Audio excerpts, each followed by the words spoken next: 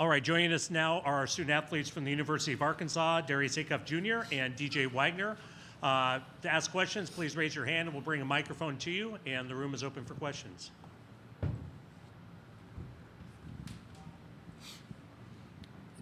Todd Richardson, ESPN Arkansas. Darius, how have you managed to stay composed despite the accolades that keep coming your way? Just knowing the season, it's not over yet. We still got more to go, and just staying focused, making sure I'm staying locked into the team so we can win more games. Lindsay Schnell, The Athletic. For both of you, Coach is going to come up here in a few minutes, and he's known when he gets in front of a microphone to talk for a really long time. I'm sure you guys have seen clips of that online. I'm curious what he's like in the locker room. Like, do your team meetings take like multiple hours because he's giving a soliloquy? No, I wouldn't say. Coach he who he is. I mean, that's just who he is. He himself, no matter where he at, no matter if it's in the locker room, up here on the court, he just always him. So, I mean, he just like to motivate us, really. I wouldn't say our meetings take too long. He just like to get whatever he want to get off his chest. No, I wouldn't say. Most of the time, he gets straight to the point. He gets straight to the point. Right down here. Matt Byrne, Arkansas Democrat. Is that Darius, for you, from games in November to now and the postseason awards, just curious if you're able to summarize what this journey has been like and what you've learned most about yourself? It's been a great journey for sure. I would say throughout those couple months, a lot of learning for sure. But that's what you come here for. But no, it's been great just learning from veterans like him and the coaching staff we have. So it's been great for sure. Down here. Go ahead. Todd Richardson, ESPN Arkansas.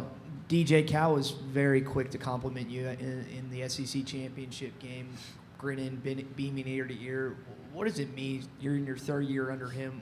What does it mean when he's so vocal, so boisterous about you consistently? I mean a lot, especially coming from a coach like him, such a legendary coach. I mean, it means a lot. It's a lot of people dream to play for him, so just to get complimented by him and stuff like that, I mean, it means a lot. Lindsay? Lindsay Schnell, The Athletic. For both of you, we've been talking all season about if the NCAA Tournament should expand. I wondered, what do you guys think? Should we have more than 68 teams? I don't really, it's my first year, so I wouldn't really, have much to say on that. But, you would have to ask, like, certain coaches, I wouldn't really have an opinion on it. I don't really know. Yeah, same, really, same. Come back down here. Hey, guys, for both of you. Name of affiliation, please. Todd Richardson, ESPN Arkansas. Darius, DJ. Darius, obviously, from Detroit area. DJ, Camden, New Jersey. Is this y'all's first time in Oregon, I would guess? Nah, been here high school for certain camps. Yeah, same. I've been here a couple times, different occasions. Basketball, of course. Yeah, yes, man. Matt Byrne, Arkansas Democrat. Is that yet Darius going, following up on that? I guess if longtime Arkansas fans were to add you to their list of favorites throughout history, I mean, what would that kind of mean to you? It would mean a lot. I always say I love our fans. We got great fans. They support you no matter what. Win or lose, they always gonna support you. But it would definitely mean a lot. Arkansas had a lot of legends come through, so it would definitely mean a lot for sure. Right over here. Jackson Fuller, Southwest Times Record. Darius, you've been so good late in games this season. I'm just wondering, what are the emotions like? What are you thinking end of a game? And, can you kind of feel like you take your level to another notch when, the clock's winding down, final minutes of a game? I really just say, just trying to win, no matter what the time is, but, around that time, of course, it's winning time, so just always making the right play. That's important to me. So whatever I need to do, to get our team to win, whether it's me pass or me shooting, or getting the stop, I'm going to do it.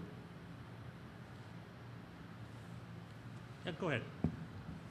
And DJ, Wassman said Hawaii's got a very big team, but that kind of also extends to their backcourt. They've got some big guards. What do you see from their backcourt and their size, and what's kind of the key maybe matching up with them when y'all are on offense and they're on defense with that size? Just it's all about the game plan. Just seeing what coach tells us, just executing the game plan, whatever coach wants us to do. I mean, we know they're a good team, a very well coached team, and I mean they're here for a reason. So really, just seeing what coach want to do and just executing, and most importantly, staying focused on ourselves. That's something coach been saying. Just be as best as we could be and focus on ourselves. Matt Byrne, ADG, Darius, with you, mentioning those legends, have you been able to talk to any former players, whether Cal's had them through practice or just when you were coming in at all this past year? Yeah, he had a couple former players showed up to our practices before the season. But I haven't really got a chance to talk to him personally. But like I said, they support us for sure through media. I see that a lot for sure. And like I said, it's a lot of legends, and that wore the Arkansas jersey. Any other questions for our student athletes? In the back. Grayson Akazatich, V11, kind of building on that. Cal's got a long line of NBA players. Are any of those guys reaching out, any relationships there, anything like that, beyond just the Arkansas of it all? No, I wouldn't say reaching out, but like I said, through the media you see, them supporting Coach Cal. He had a lot of great point guards, great, forwards, whatever. He got legends, so they always supporting us. You see it, on Twitter or Instagram, you just see it, and there's always love for sure. Any other questions? All right, gentlemen, thank you very much for your time. Best of luck tomorrow. All right. Thank you. We'll have Coach Calipari momentarily.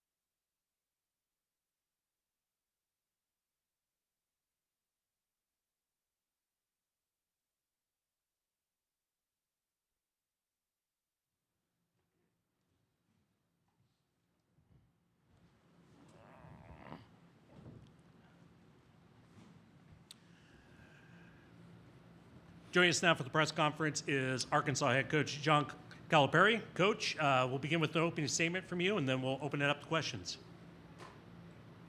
I'm excited to bring this team to the tournament. They've really gotten better. They've gotten closer. They've been challenged every possible way. We've had injuries. We've kind of withstood all that stuff, but this is one-game deals. So it's hard, and it's hard for every team. It'll be hard for us. Raise your hand if you have a question. I'll bring the microphone to you. Start with Lindsay. Hey Cal, Lindsay Schnell from The Athletic. I wanted to ask you not about your game tomorrow, but I was curious, when Rod Strickland took the LIU job, he obviously had worked for you, been on your staff. He wasn't an assistant coach, but did you guys talk when he was thinking about that job? Did you give him advice? What did you think of him taking that job? Well, first of all, we got connected. I knew Rod, but I had a player of mine moving to D.C. to work for FedEx. Needed a place to stay. I called Rod. I said, do you have any ideas? He said, he can stay at my place. I still have the place there. I said, you're kidding me. No. And I said, Rod, I'm always going to be here for you. If you take care of one of mine, I will help you in any way I can. Well, he calls me a year or two later and says, I want to get into coaching. I said, you're with me. Let's go. And what you find out, Rod was the one when I had Tyreek Evans said to me, do you want to hear the good news or the bad news? I said, give me the good news. He said, the good news is Tyreek has the ball 75% of the time. I said, what's the bad news? He needs it 85% of the time. And so, and we went on a run. And he was unbelievable. Ends up being the Rookie of the Year in the NBA. Tyreek did, but that was Rod. And what it tells you is his feel for the game and feel for players is off the charts. But he had a tough job, but he overcame that. I mean, doing what he did, getting them in the NCAA tournament, I hit him right away. He was honored by DePaul. They put his name in the rafters, his number. A lot of good things happening to a good person. Thank you for asking that. In the back. Bill Oram with the Oregonian. Classic hometown honk question here, but you had a nice tweet about Portland the other day. Was when you recruited Terrence Jones, was that when you spent the most time here? One of the most talented, and I better not say about his son, I'm probably not able to, but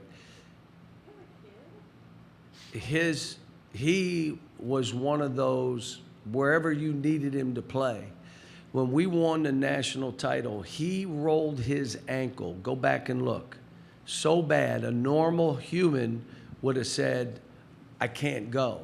He hit the floor twice and got up and finished the game, and we won the national title, and he was a big part of that.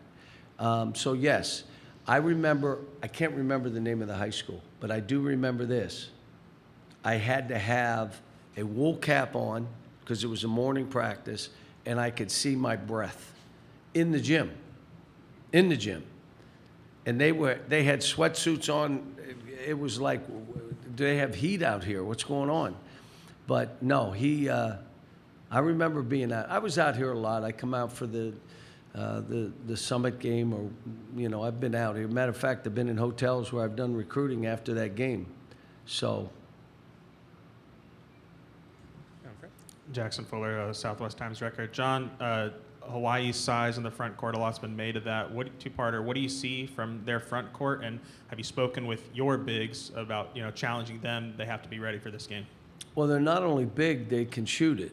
So now you've got bigs that can shoot the ball, that are long, that are 7 foot tall. That it's also our guards understanding how they play. And like I said, I watched a lot of tape, and they're really good. They play their way in how they're playing. Offensively, they run great stuff. They play through bigs, their guards, fade screen. They do all kind of good stuff. But it's going to be a challenge. Every game in this thing is a challenge, and every game is a little bit different. How they play pick and roll. And then you got to start the game and see if they've made adjustments because of us. Maybe they change, they're going to do this and this, and they don't do it. They do it a different way. They've never played zone. Okay, now they're playing some zone. So that stuff happens within the game. But they're big. They're one. I saw them play Irvine, and both teams were big. I'm like, where in the heck did these 7-footers come from? John, Jack Magruder from Field Level Media. Is Darius still in that boot at times, and how close to full strength is he? Obviously, his play. He's hasn't not been in the affected- boot for a while, but, you know, he gets dinged up because of how he plays.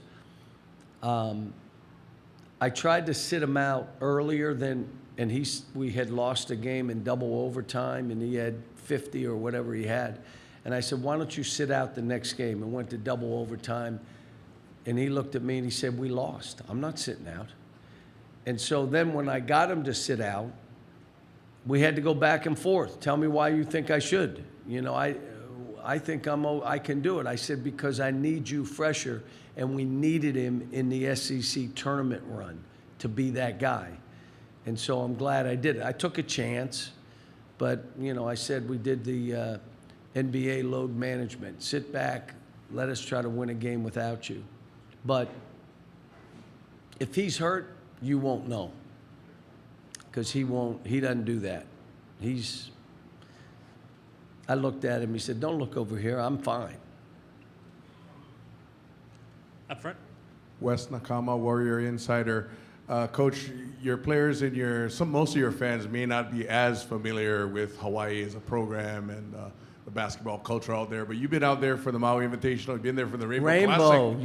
You weren't born yet, I know, so don't I was there. tell me. I was there at that game, but those games, that whole tournament. But what can You were there for the rainbow stuff? Yes, I was there. Well, you must have been 4 years old. I mean, how old were you?